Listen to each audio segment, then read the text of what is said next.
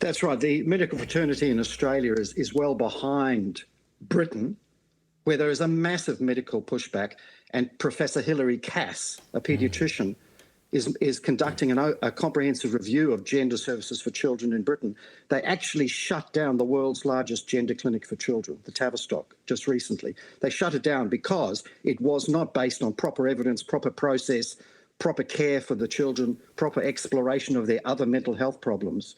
It's been shut down, and the whole thing is restarting from a much more cautious position. Now, we're very slow in Australia to reach this cautious position. Importantly, we've got a couple of brave paediatricians in Queensland, Lyle. We've got Dr. Dylan Wilson, who said on Channel 7, I don't know if you saw it a few weeks back. Yeah, brilliant. He said this, paediatrician, he said, sterilising children, leaving them sexually dysfunctional for the rest of their lives on the basis of their declared identity is a medical scandal. Now, I think he's right. And I think gender clinics operate out of goodwill. I think they really believe that giving children puberty blockers and cross-sex hormones is in their interest. I believe that. What hasn't filtered down to the Australian gender clinics and doctors and politicians is that that's no longer sustainable, that claim.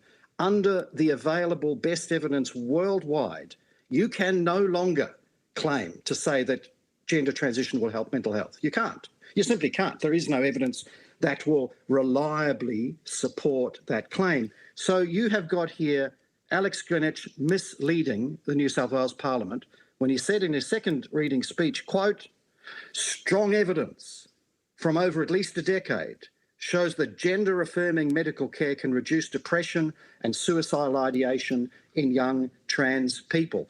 False. He cannot make such a claim based on the actual systematic reviews, and that is the entire emotional ground of his assertion that we need to enforce gender affirmation.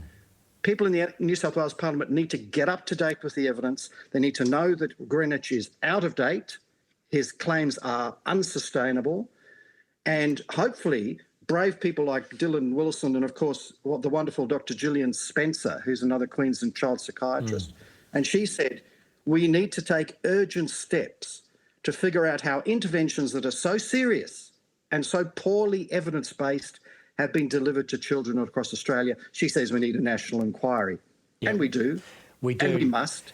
And you mentioned Moira Deeming's motion and Alex Tandik's motion. Look, they're leading it at the moment, but medical professions are responsible. Basically, politicians want what is best for kids and what will do no harm to children.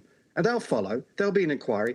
This practice will be rolled back to a more sensible, evidence-based, modest approach to helping confuse kids in the future.